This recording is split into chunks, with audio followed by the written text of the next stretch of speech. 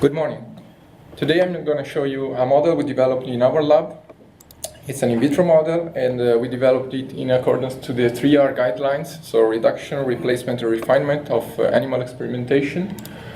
The model is a microfluidic model. We developed it because we wanted to ensure an adequate surface of endothelial cells and in vivo physiological flow and shear stress to mimic as close as possible in vivo situation.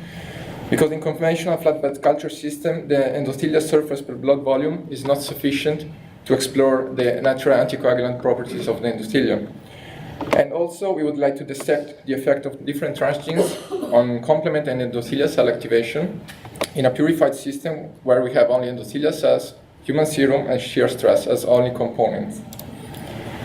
This is how we cast our microchip, microfluidic channels. We use PDMS as a silicon, and we use needles as mold. Then we remove the needles. We have the circular microchannels. We can see then the cells, and we connect reservoir tubes and a peristaltic pump. So the flow is a pulsatile flow, and we have a closed system as an in vivo situation.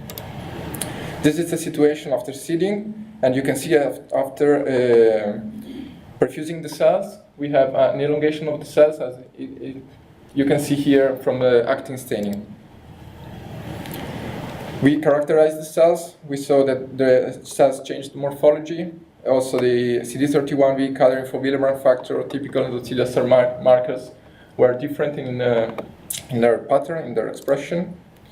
As you can see here, we have different size of microchannels. This is a 550 micron in diameter. This is a 100 micron diameter channel. You can see a V coloring staining. It's staining the whole monolayer of endothelial cells, and also in the small microchannel we can see also the actin staining, and the monolayer is covering the entire surface of the microchannel. We can increase the serum incubation time. We saw that we didn't lose the cells even after 2 hours of perfusion with human serum. We have an increase in the complement deposition, also endothelial cell activation.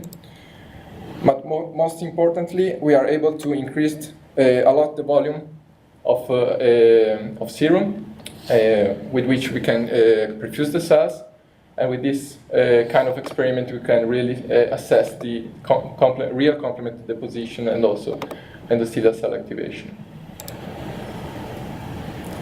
We can also look at the perfusate, not only on the cells but also what they produce, so all the pro-inflammatory cytokines and also soluble complement markers. And these are just the first studies where we use the wild-type cells, gall knockout cells, and double transgenic gall knockout human CD46 cells to show that we really can assess the effect of different transgenes in this model. So in conclusion, I hope I convinced you that this model is able to reproduce key findings of antibody and complement-mediated hyperacute rejection as compared to normal 96 well-plate assays.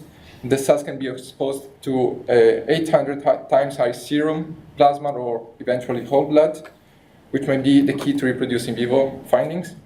The system is useful to screen novel genetically modified PIKE for activation of complement coagulation system, and confocal microscopy and real-time in vivo imaging is also possible with such a model.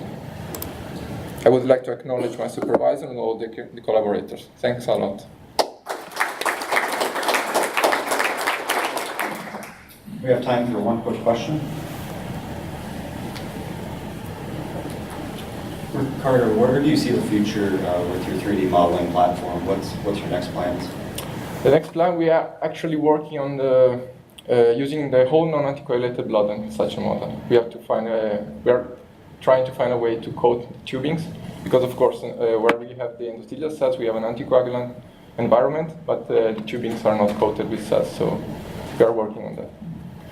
Thank you. Thank you.